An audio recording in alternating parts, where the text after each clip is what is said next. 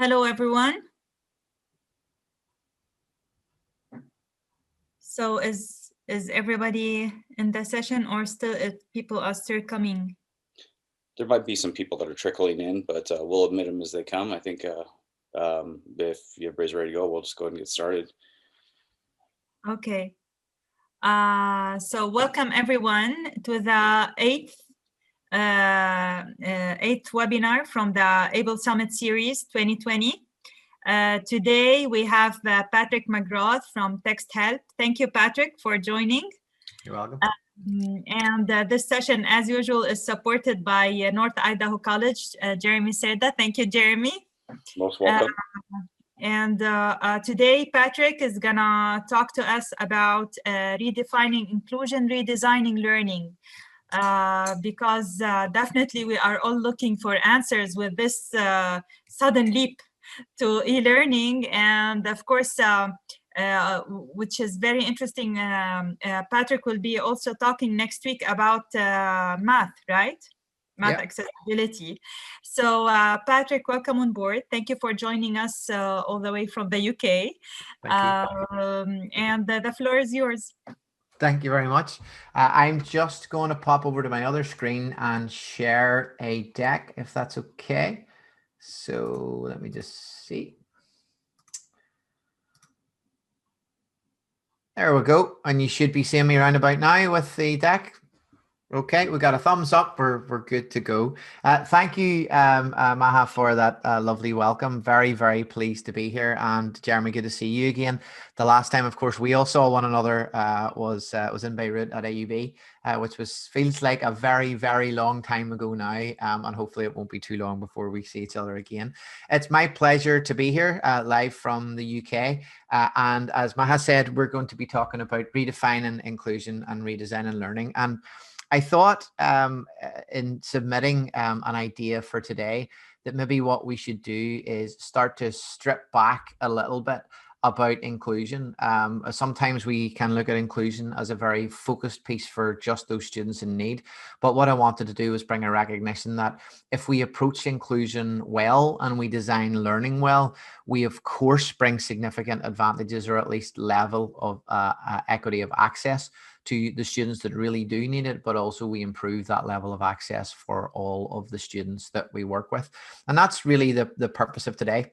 So I'm going to go through a number of slides as we go. But as I was prepping for today, I have to be honest and say I was just looking for the AUB logo for the deck. And as I landed on the front page, this quote struck me from AUB, which is, AUB is our way of raising the bar of ensuring equal access and inclusion for everyone. And it struck me that that word was critical to the success of this webinar today, which is for everyone. And that word is very, very important. That's really what we want to look at. How do we ensure that we do deliver equality and enhance the opportunities for our students? In terms of me, Maha's given me a little bit of an introduction. I'll not go talk too much about me. That is, I'm glad to say, my post-lockdown picture. We've had lockdown here since March, so it's a little bit thinner, I hope, Maha, than I was when I was with you guys a year ago. But my job is education technology strategist. So it's a bit of a mouthful, but the idea in terms of what I do in Text Help is to make sure that whatever products I talk about, whether there are products or other assistive technology products, genuinely benefit teaching and learning and that accessibility piece. You can reach me after today in any of those ways, just on the bottom of my slide that I have on screen at this moment. Great way is on Twitter. I try and post as many ideas and helpful tips and areas around AT and EdTech in general on that Twitter feed. So let's start to skip through just in terms of understanding of technology. And I have a very, very firm belief about technology. My background is as a technologist, particularly within education. But I have a very firm belief that technology is there to reach every learner. So irrespective of their individual need or their identified need, those needs that perhaps we don't understand or know about because of the various backgrounds of the student, the technology, if we do it well, is there to reach every learner. But part of the challenge is that we have to, first of all, figure out what is inclusion and how would we define it? And secondly, then, how would we approach learning if we're able to leverage and use technology to best advantage the students? And that's really my driver for all that I do. And in terms of what we do here at TextHelp, and I don't by any means wish this to be a sales pitch, and I hope you don't read it as such, but just to give you an idea of the sort of background that I come from in terms of the technologies that I talk about all day, every day, it's really in and around how do we provide accessibility and support specifically for literacy, multilingual literacy and language, and how do we do that across every format that a student may encounter? How do we deliver accessibility there? How can we deliver the same level of accessibility to paper? So when we design technology solutions in and around learning, we know that and a lot of times we're designing for digital content, and that's never been more important than it is now with remote learning. But we also need a recognition that there's still going to be paper and printed content. How do we make that more accessible through technology? So I talk about that a lot. Literacy and language support and PDFs. And one of the great challenges, particularly in our higher education institutions, is the focus on PDF as a content piece and how can we make that accessible. And I'll be looking at ways that we can do that. But as we go forward, and Matt has mentioned a session next week in and around maths. Math in particular is very challenging to make accessible. Those students with visual impairments, those students who need access to screen readers, for example, maths can be hard.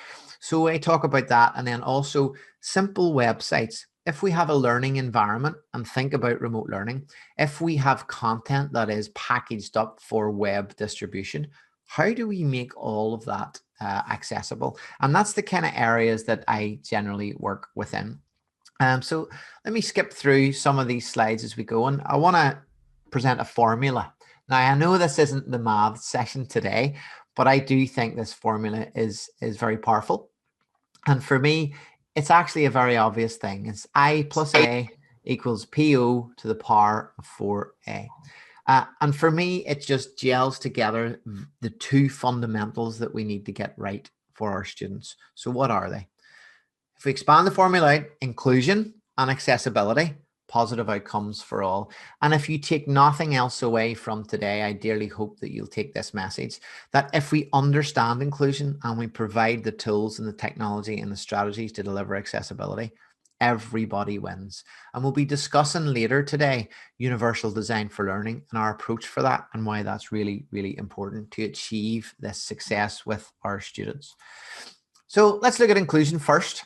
And what I thought I'd do first is actually talk about something that we don't want to talk about, but nevertheless is very important to remember, is that we as educators always want to have an inclusive environment. We all know that, and everybody I'm sure on this call and on the Zoom call work towards inclusion. But we have to think about what exclusion actually is. And if you think about our traditional model of exclusion that we kind of understand, we kind of have this very simple view of all of these students in the center of our circle, as you see on screen, and then the students with individual needs around the outside of the circle. And there's a temptation sometimes as we look at that model and how we've thought about it, that actually it's just those students at the outset of the circle that sit outside the circle that we need to provide very focused help to. And what sometimes can happen there is that ends up being education that is almost segregated, because we continue to design learning and design experiences and content for all those students in the circle. And then we break out these students and we'll produce something perhaps different or amended for them, or we'll give them a specific technology tools that can help. Now, I know that for individual needs, that's critically important that we tailor our content to those students, but there are better ways of ensuring that we can achieve this for all students. Because if we move past that, we move to, I suppose, what could be termed integration. So we start to gel those students directly into the main student body. And of course, that's important. Those students should feel more and more part of it. But if we continue in this way, it means that those students can sometimes carry the stigma or the challenges of being treated differently when all they're asking is for equity of access to their learning and the supports that they require. And so we need to move beyond this. So what's the actual reality? The reality of inclusion and the goal of inclusion for me is always that every single student should sit inside this circle, that every single student should be recognized in ways that we perhaps can't comprehend or haven't been able to understand in the past. But the reality is slightly different from that, in that if we really think about the students that we work with, every single one of our students has a different approach to learning. They have a different set of needs. So those students with very specific needs, absolutely they need specific help and support. But there are students there that we perhaps don't identify with individual needs that do learn in a different way and do demand and require access to that very same level playing field. So the challenge is, how do we deliver on this? How do we ensure that we give every student access, whether we know about their individual needs or not?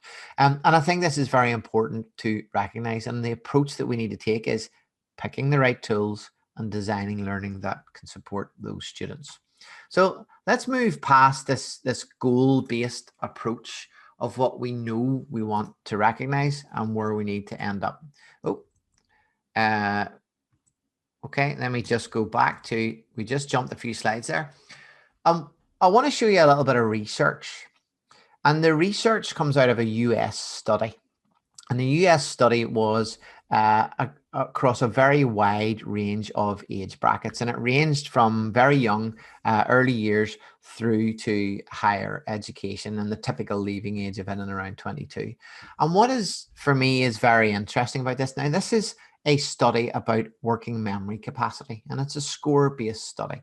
And if you have a look at the distribution model that we have on your screen, we can see in very stark visual terms that across the year bands that you may be working with in higher education, that there is a huge range of ability and level of memory working capacity within those students.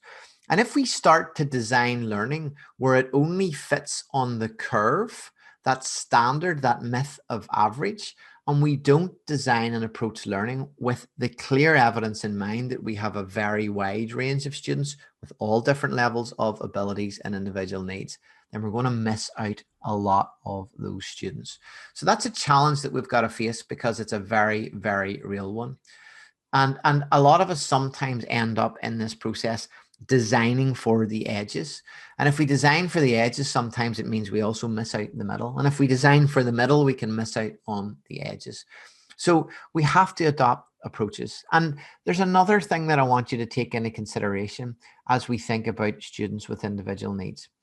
And it's the ability to recognize diversity of our learners. So if we take a student with dyslexia or with ADHD or with visual impairment, students that have traditionally needed specific support, there is a mindset, and there has been a mindset at times, and it's not an AUB, but it's in institutions around the world, where that is a challenge that we need to fix, that we need to correct. And it's far more important that we recognize that those are simply a range of learners with diverse abilities.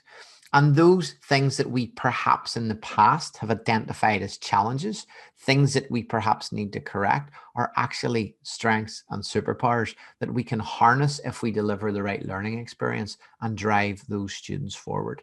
And it's really, really important to recognize that the diversity of students is about strengths and not on challenges, and certainly not on weaknesses. These abilities are there to be stretched and challenged within our students if only we design learning well. So what happens if we start to see these challenges as opportunities? And what happens then is we need to think wider. So take our circle example as we had earlier, and we know that our students learn and approach learning differently. I like to think about this as an iceberg. And I've got a couple of examples I want to share with you as we go through today.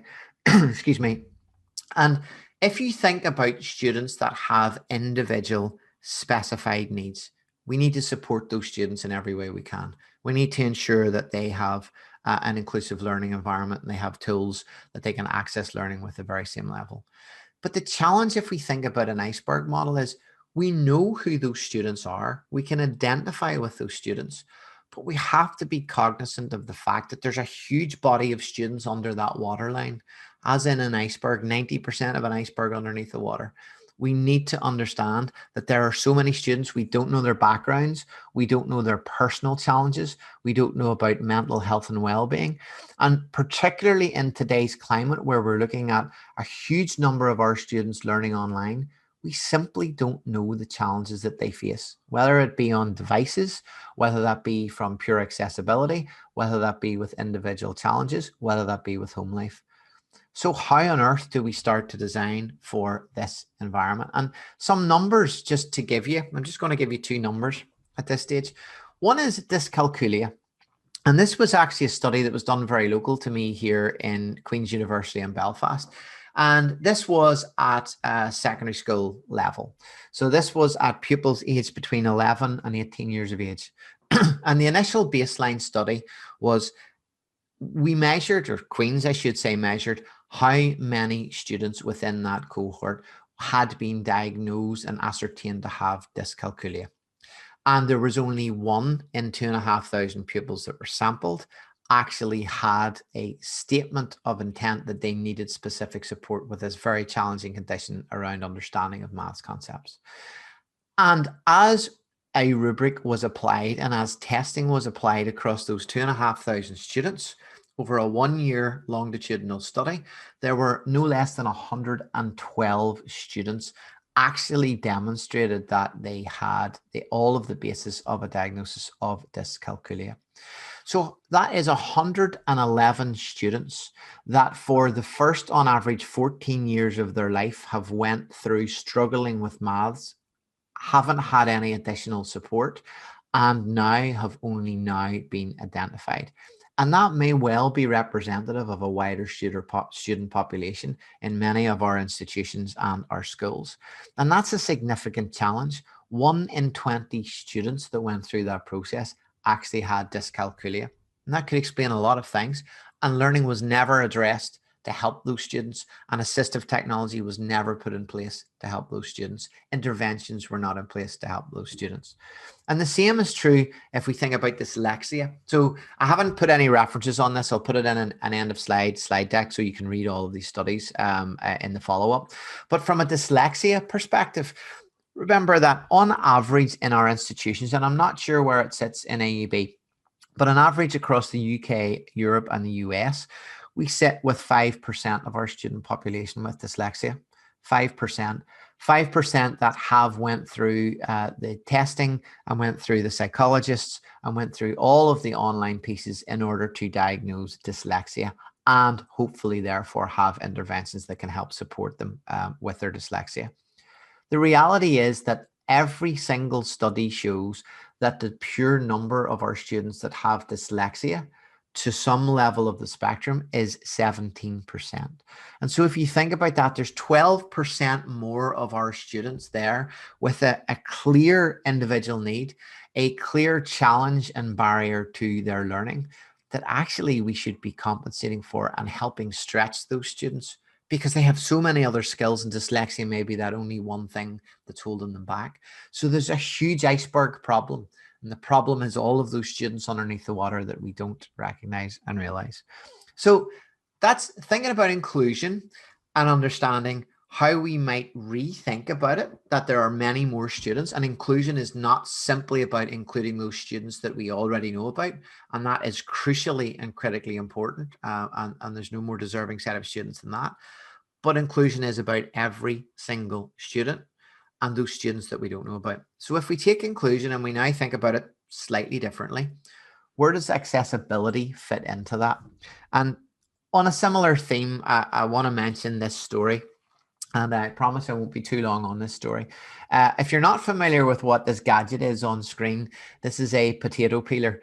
And this is simply and purely for peeling the skin of potatoes. It's a very common kitchen utensil. If you've ever used one, you'll know it well. It's in many kitchens around the globe.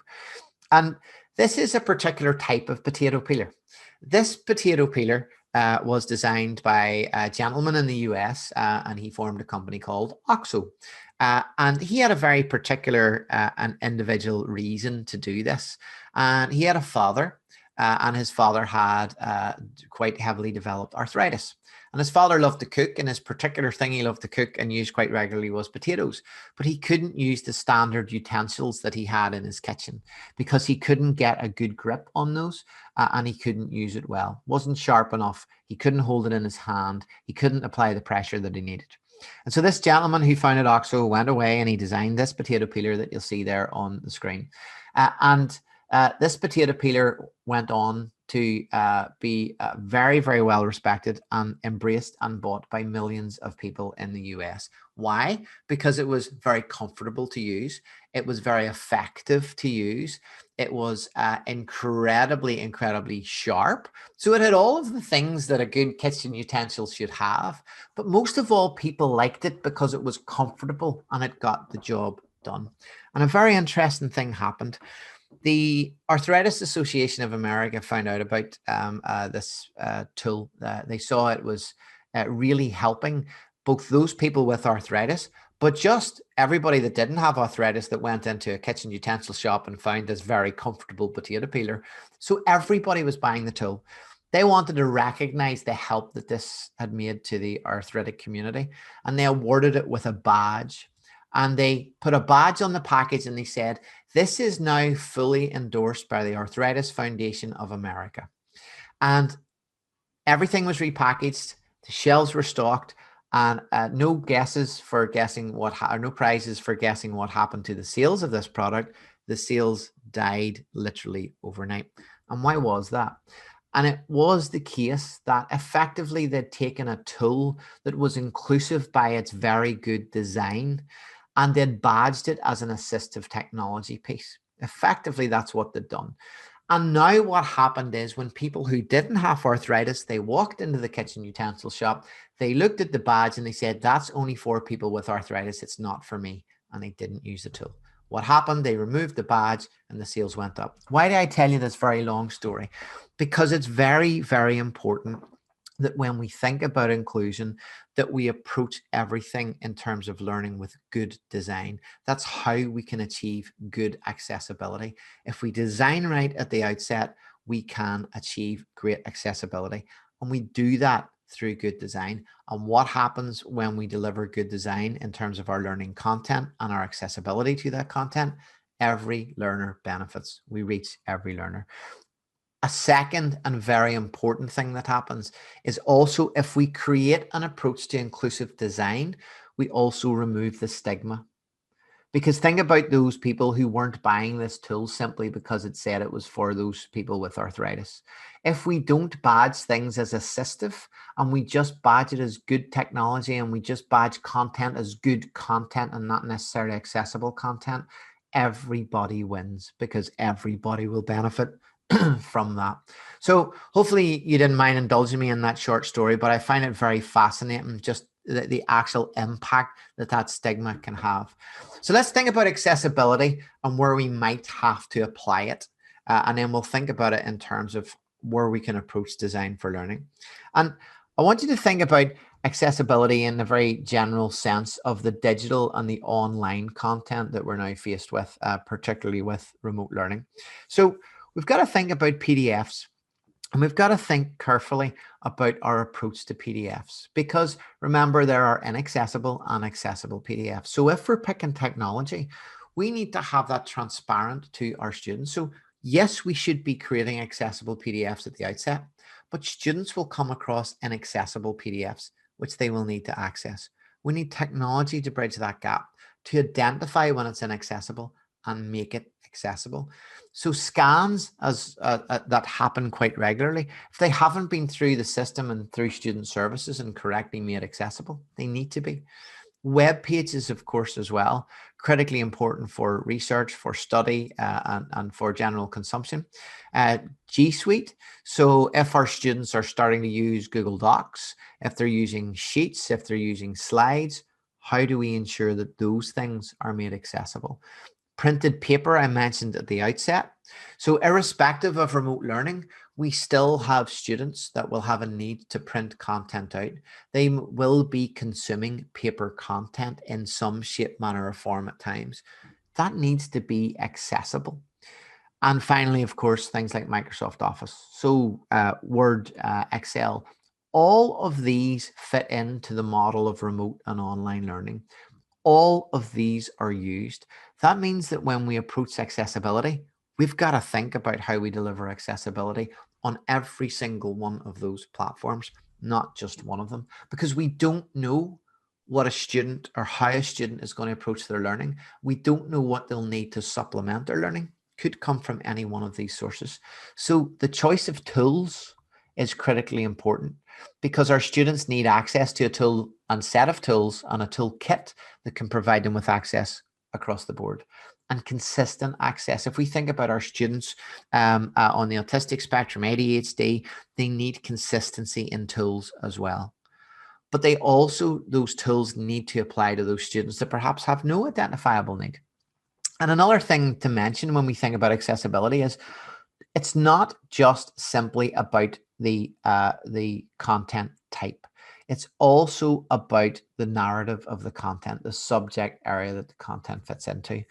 And one thing that almost pains me is that when we think traditionally about accessibility, the types of technology tools that we apply, we tend to think about language and the written word first and foremost. And what happens there is if we don't address things like maths and science within this, we're only providing accessibility for a certain section, true accessibility for a certain section of the student population. And we're almost disenfranchising those students with individual needs that may be studying maths degrees, that may be studying science and engineering. And in fact, one of the most powerful speakers at the AUB Summit last year for me was a student at AUB who was visually impaired. And she was able to describe the challenges for her studies within maths and how difficult it was to learn middle languages like LaTeX in order to translate that on the fly from what was being present on the page to how she was processing the maths content in her head. And it struck me that that effort to make things accessible for her in her particular case was actually almost putting an additional barrier to learning in place. So we've got to think about these things really carefully and make this as transparent as possible to students across both language and maths. And then, of course, local phrase here, the elephant in the room, in terms of remote learning, there's a different set of challenges have appeared. So over and above the content types, over and above cross-curricular, across every type of study and module that students may take, there are the challenges of remote learning. And the challenges of remote learning really start to stretch what we need to do in terms of design for learning, because there are things happening behind a computer screen that we as educators will never be aware of. And there are changes being made here that technology should be able to drive. And if we don't approach our learning design from an inclusion standpoint and an accessibility standpoint, we may never know of the barriers that some of our students are facing. And so let me just click onto this next, and I'm not going to go through this. Oh, it's not going to come up for me, but we'll come back to that slide in a little second. So I want to get to design for learning. We've talked about inclusion. We've talked about accessibility and where it's important. But the real thing now is, how do we take all of that knowledge and how do we start to design learning? And many of you may well have seen these next two slides. And I'm fond of using these slides for professionals and educators that aren't very familiar with accessibility, which most of you will be. But I think it's an important visual to help us approach how we might design learning. And if you think about design for learning as this 10-pin bowling game, it's very clear that what we tend to do is still design for that middle ground and use technology tools perhaps to build in and around the edges. And the challenge with that, of course, is this, that if we imagine this is a game of 10-pin bowling and our objective is to get as much learning across to our students as possible, if we aim for that, then we're never, ever going to manage to hit the two edge pins. Those students that sit at the edge of learning, that maybe have individual needs, that maybe have a different approach to their learning. And if we only design for that middle ground, then we're going to miss these two pins at the end. And for those of you who have played 10-pin bowling, and I play it very poorly, it's incredibly hard after the fact to come back and address your game of 10-pin bowling and take those 2 pins down. And if we miss the moment of learning and we don't capture it with students by considering inclusion and accessibility, then we're going to miss all of the learning that can happen at the edges. So it's important that we approach design differently. And I've one last reference point that I want to share with you today. And I want you to think about this as we approach a focus on UDL, or Universal Design for Learning. And it's the famous Rubik's Cube. And I'm sure you can't see it, but I actually have a range of them just behind me right here in my home office. And they're great ways for those that need to consider what we need to do from an accessibility perspective to lead into Universal Design for Learning. So I want to take the standard Rubik's Cube. And let's imagine we give that directly to a student. Well, what happens to a student there in that case that is colorblind, for example? What happens to a student who perhaps has dexterity issues with that cube? That's going to be a challenge. So there are a set number of students who are going to be able to at least use and maybe not solve that Rubik's Cube. But there are many students that we haven't considered when we give that out as the core task or goal that we're providing to them.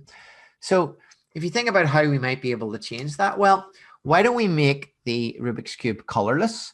And why don't we pop Braille on there as well? So suddenly those students with visual impairment, or those students that are perhaps colorblind or have issues with scotopic sensitivity, anything like that at all, now we've started to include those students.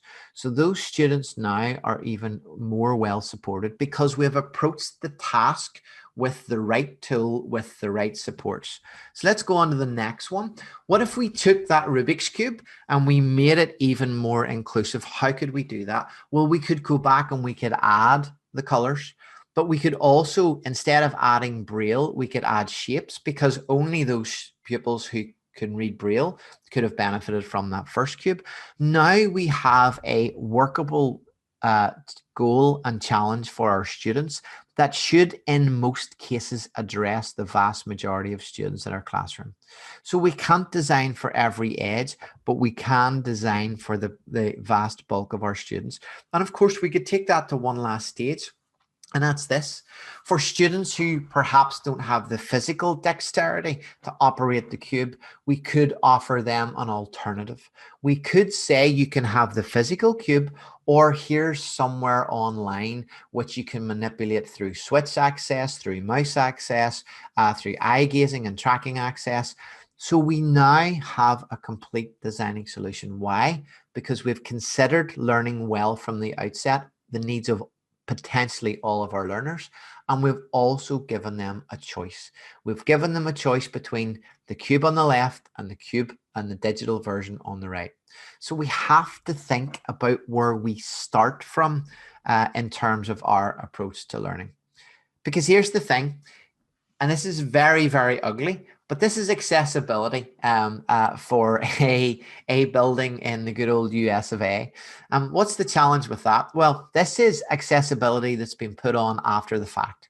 It's been bolted onto the building. There is no inclusive design within this. The ramp has not been built in. This is providing only wheelchair access effectively.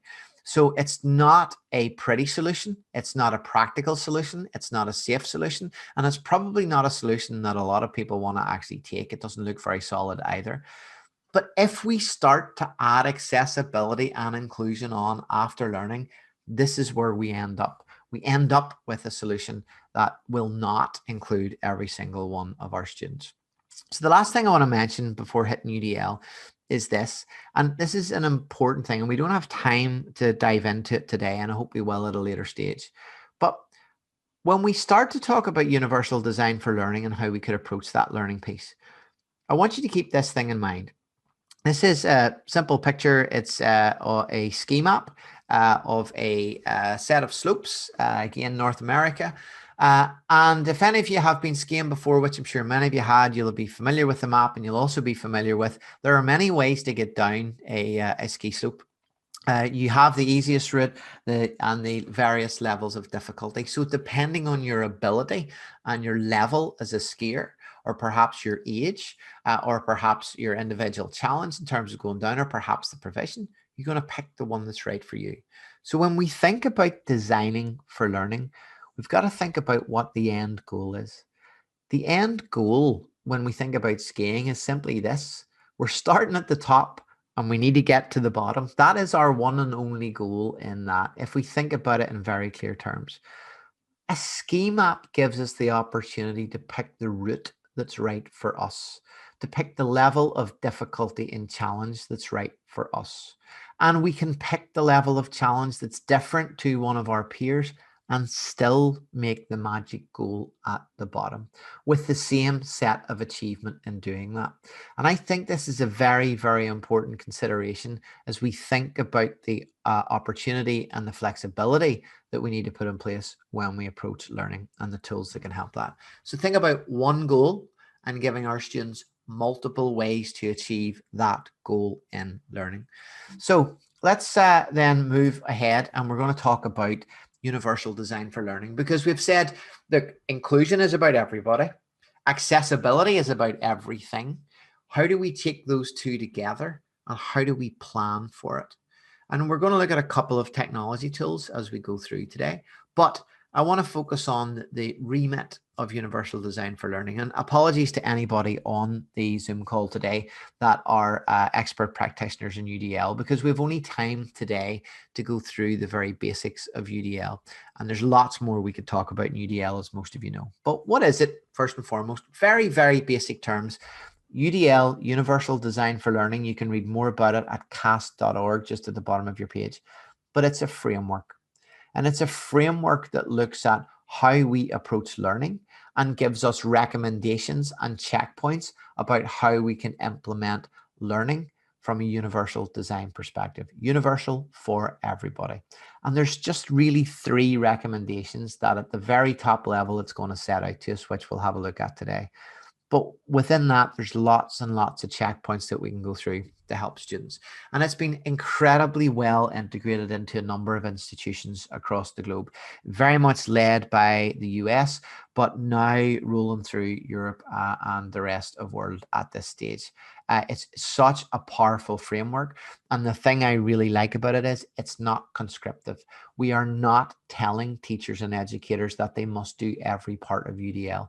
It's a framework to provide a structure and an approach to successful and inclusive learning design. So let's have a look at the background behind this. And I'm conscious we only have about 20 minutes left, so we'll get through all of this today.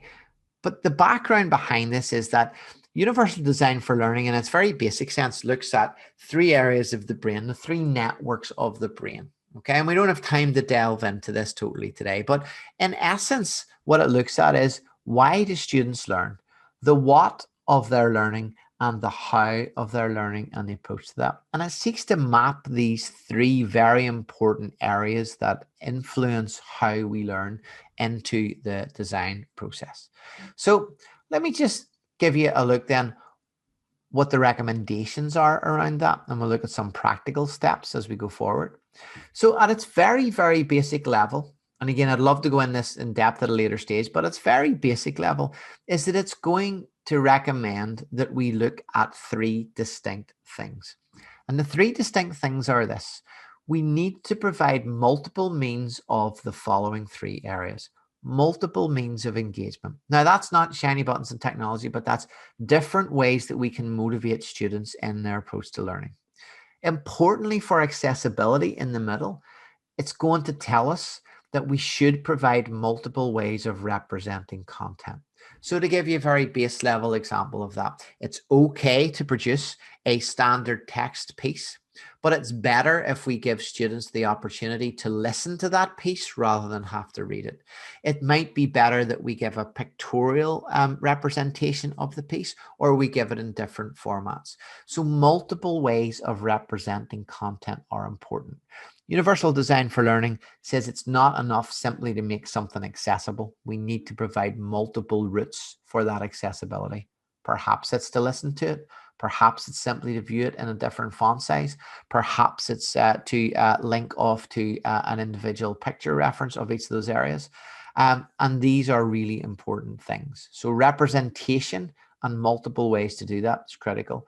But similarly, on an accessibility standpoint, multiple ways for students to express their learning is just as important. Can we give students opportunities to video record, to audio record, to type, to dictate, to produce a slide deck or a podcast or a movie? Or how can we give them access to technology tools that help them build on their individual needs, give them an accessible way to express their learning? And the only way we say in UDL that we can do that is by giving students multiple ways to approach each of these three areas. And if you think back to that slide where we talked about the schema, if we start to look at our objectives in learning from a goal-based perspective, these three things become much easier because we're able to say that we can give our students multiple ways to engage, to represent, and to express their learning if we're just goal-based, because we're only focused on that end goal. Remember what we said about the ski ramp? Students then will have the chance to pick the path, to pick one of these multiple areas that they can pursue and follow that path for learning. So UDL sounds very basic, but when you drill down is incredibly powerful. And one of the things, and we won't have time to go through this slide today, of course, but one of the things I would encourage you to do after today is have a look at the grid and the checkpoints that are delivered on cast.org, because in each of those areas, it will start to split down exactly what our checkpoints should be. And if we look at, for example, the access layer just at the top here, and we look at, say, perception, so things that are important to accessibility, how can we, and I'll look at the first 1.1, 1.2, 1.3, the perception, purple box right in the middle. How do we provide opportunities for perception? Really wonderful guidelines here. Offer ways of customizing the display of information so students have the power and the control to do that. That increases accessibility. Offer alternatives for auditory information. Okay, so things that are recorded, how can we provide an alternative to that? Offer alternatives for visual information. And each of the key checkpoints within the UDL checkpoint list that you see in front of you start to give us a framework and a structure to work towards to provide inclusive design when we start to apply it to learning. This is not something that we'd ask any institution to do overnight. It's not something that would ever be expected. Any institution on this journey takes a considerable amount of time and a considerable amount of change, but we've got to start somewhere. And we can start by providing the right tools and an approach to flexible content as we go. So again, we don't have time to go through all of this, but if you haven't read the checkpoints, they are valuable in so many ways to give us guidance in terms of how we can make our content that we're currently using more accessible to a wider range of our students. So there are some positives that we get out of this. Of course, we create accessible content, we create equity of access, we create access to learners in so many different ways. We create things that are less time bound, because remember, we've given them access to different ways of assessment and articulating their learning, so there's less time pressure. But also what we do is if we pursue inclusive design, every one of our students, those with individual needs, those who have no identifiable needs, just learn slightly differently than their peers, we start to build expert learners because we're giving them accessibility, we're giving them flexibility, we're giving them access to learning in ways that they never had before. And we create learners who are purposeful and motivated, that are resourceful and knowledgeable, and strategic and goal directed. And those are another three of the tenets and the outputs and the outcomes from UDL. These are very, very important things. Think about a student who has an individual need. If we give them the independence and the technology tools in particular and flexible content, we are empowering them to do each of those three things. We are creating expert learners just by delivering the right learning content and the right tools to support that learning as we go.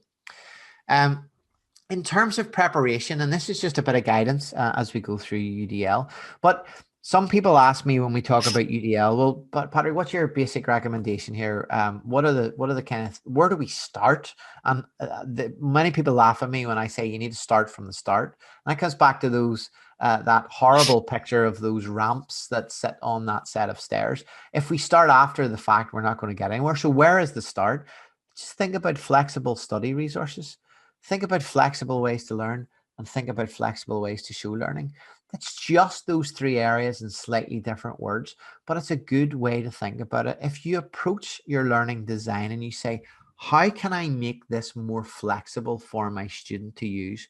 We start to build inclusion right at the heart of learning design. And those things are really important. And start from the start. I forgot this, I'd left this slide in for today, but absolutely that is where we should start. So as we think about technology, as we start to wrap up today, come back to where we started off today, which is me and my mantra, which is technology is there to reach every single learner. Those with individual needs, those with unidentifiable needs. But its purpose for me is to underpin good learning and good teaching, and to underpin our pedagogical approaches, no matter where that technology happens on. And I want to give you a couple of very quick examples. And one of them, and again, I promise this wasn't a sales pitch and it's not, but I think it's a good description of fitting UDL into assistive technology. So this is our read and write, and we won't have time for a demo today or anything like that. But I want to give you a couple of examples on this. If a student has something like read and write built in, think about UDL. If they have been given a text piece of information and you're asking them to use that as content, tools like Read and Write and many others as well, have things like an audiobook creator built in. So students can press one button and suddenly that flat piece of content that has been sent to them, they turn it into an audiobook. They can listen to it. One button press, and they've got a choice in how they consume information and how they make it accessible to them. But they've also got things like text to speech, so they can listen to individual passages read back, and they've got dictation. So think about the power of expression. It's really important that we give all students access to things like dictation tools, whether that's built into the platform itself or through an extra tool such as Read and Write. But those tools give students accessibility when we plan for accessibility at the outset, but also when we don't. Think back to web pages. Tools like this give text to speech on web pages, give dictation on web forms, give study and highlight tools, help with scotopic sensitivity in terms of distraction-free reading as well. So a central type of tool can start to support that. And I just wanted to see, if you think about something like text to speech, and this is at a primary school level. So this is a primary school student with dyslexia able to use text to speech and have that read out loud. So that's going to help them.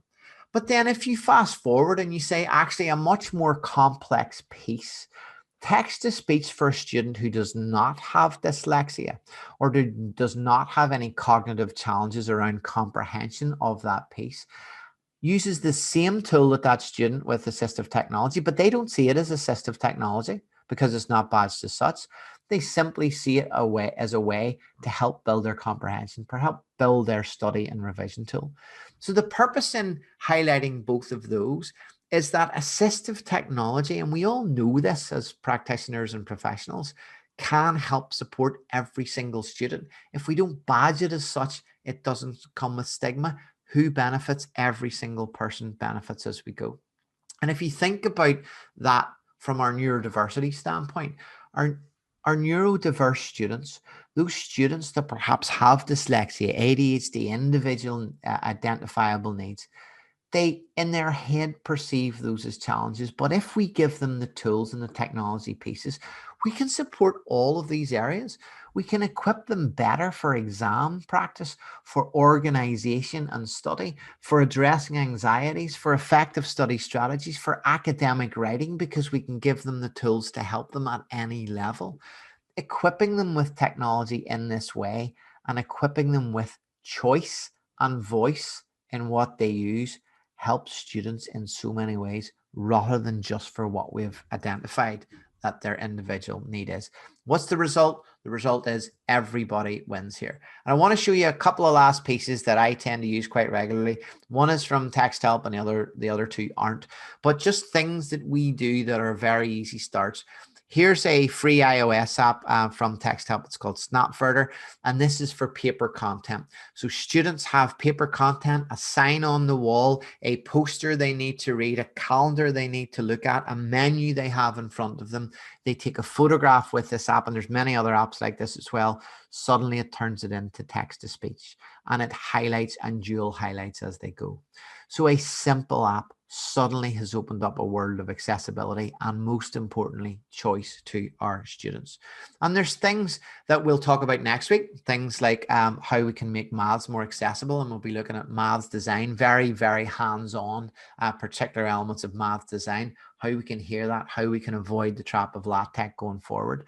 We can look at things that can be integrated into a website. So we have text to speech, we have magnification for students with visual impairment, we have screen masking, we have auditory versions of our website. When we consider universal design for learning, we're building these tools in at the start. And think about something as simple as a website or a learning environment. It shouldn't be up to the students to be identified to have a piece of assistive technology. We should be providing accessible content, so whatever technology they use and they're used to, they can have access to. But what's even better than that is we should be providing the technology that's integrated directly into the site, so every single visitor has access to the assistive technology tools that can help them. And there's a couple of things that I always recommend to people to get started if it's a new journey for you in terms of how do you start to improve accessibility. And I always say, if I was doing this presentation with no closed captions in a room full of people that weren't accessibility professionals, what would I recommend they do in terms of changing their lectures up? I'd recommend, number one, that they record it with something like Screencastify. Why? Because that gives students access at a time and a place of their choosing. It gives them a visual reference. It gives them an audio version. It gives them a self-paced version. That gives them choice. And also, very simply, and I know we have our captions on today through Zoom, but very simply just to ask any practitioner to turn on closed captions and to explain to practitioners that closed captions are not only there to help those students that you think may need it, because there are many reasons why captions are important to students in online learning. Perhaps they have a distraction at home, perhaps they need it, perhaps it's their preferred way to understand the content, perhaps like me today, the accent is a particular challenge and closed captions help even more than listening. So there are simple ways to start at the start, but it also requires us and needs us as an institution to embrace a new approach to learning to make it accessible to all. So just to finish off today, I just want to leave this with you. For me, accessibility and thinking inclusion is a shift in thinking. And we all know that. And I know that the whole team at AUB and all of their supporting friends around the globe would agree with me on this. This does require a shift in thinking. It should never be about the individual as having a disability.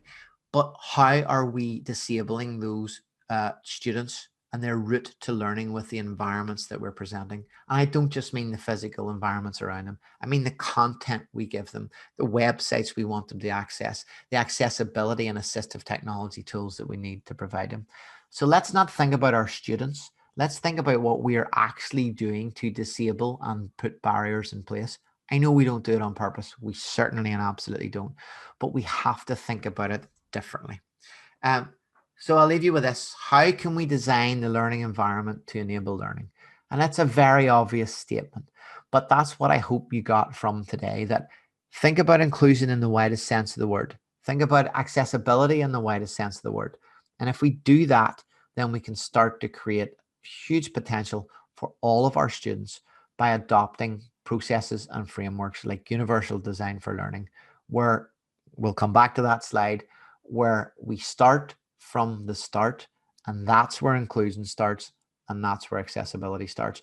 And only by doing that can we ensure every student reaches their full potential.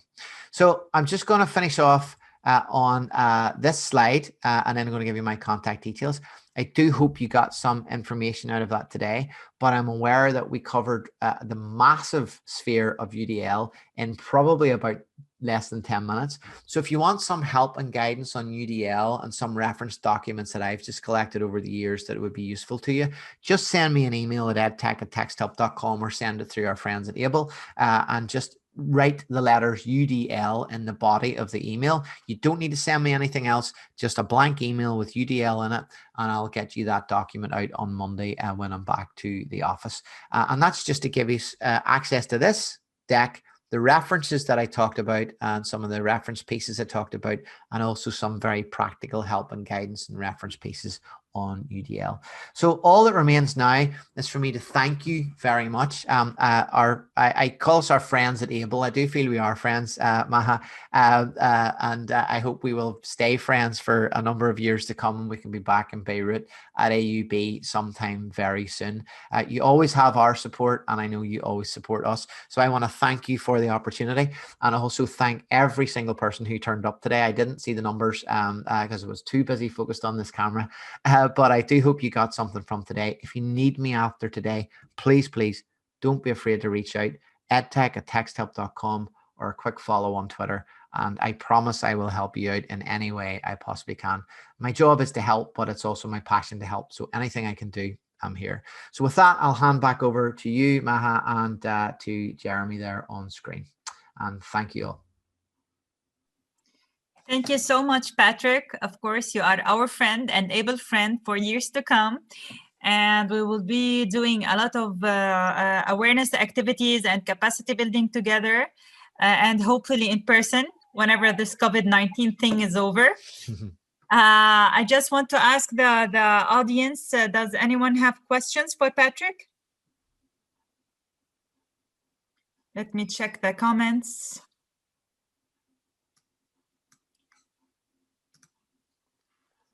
By the way, we were live online on Facebook, so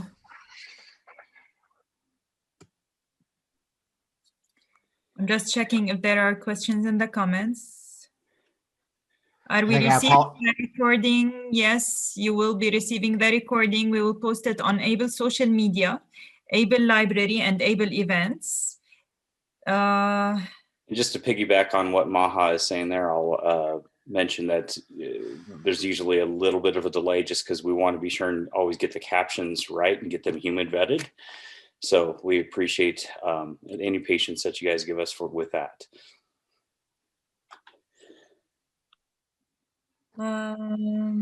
And apologies from my perspective. I've just read the chat, and I wasn't reading the chat as I was presenting. I didn't realize the Zoom overlay was obscuring a couple of the slide pieces. Apologies. The white block. Okay. Can we think of theory of everything for learning? What is theory of everything for learning? You know about it, Patrick? No, I don't know it formally, and I suppose my approach on that, my interpretation is that UDL, is good practice in terms of approach to learning, and for me, that is a theory of everything because it's all encompassing. It's a general approach to learning, and I think that's very useful structure. Yeah, hi. I'm sorry. Living in Lebanon comes with its own challenges. It's 6 p.m. in Lebanon. So we have something since we were born. Electricity goes off at 6. It's so fun. Yes. So my question was the quote unquote theory of everything, just like when they wanted in science to marry all of everything together. So why wouldn't we? Why are we trying to design for people? I have a personal disability. Why are we trying to design for people like me, whereas we should design for everyone? Because, for example, now that we went online, I excelled in classes using the keyboard, using LaTeX, using everything. And yes, LaTeX is so bad. I understand, it's very bad. So I did, for example, Python programs to solve homeworks and cryptography. For example, when I showed the professors the professor, and he's very open-minded. He told me that these codes are useful for future offerings of the course. Yeah, I agree, Teddy. And I suppose that's why I'm very passionate about universal design for learning, because it gives students, and it should always give students, the opportunity and the choice to pick the tools that are right for them. But if we don't create the content right in the first place to enable those choices, that can be the challenge. So I absolutely agree with you, because if you create a piece of content that one student can consume or interpret or use in a different way, if we create an assessment piece that a vast variety of students can return in a way that suits them, then I think we empower you to build on your strengths, no matter what those strengths are, because we've given choice. And the only way we can do that is take that universal approach. And I would always say that for me, there's always been two blockers in education for this. And one of it, and it is at institutional level, one of which is time, and the other one is opportunity, because the time is required to change a lot of the ways that we have been designing learning. And the opportunity is perhaps, Teddy, like your lecturer said, is for them to be able to let go and hand the opportunity over to a student to do learning in the way that it suits them. So I absolutely agree with you. I think that's fundamentally important. We should be designing learning for everyone. Okay, thank you very much. Thank you, Teddy. Thank you, everyone. Thank you, Patrick. Thank you, Maha. I hope to see you soon. And thank you so much, Jeremy, for your support as well. And thank you, Farah, for always being there. So as I said to everyone, the recording will be available on AUB social media and AUB library, AUB website, library and events. Thank you. Thank Take you. care, Have a good everyone. weekend, all. Thank you, everybody. Bye.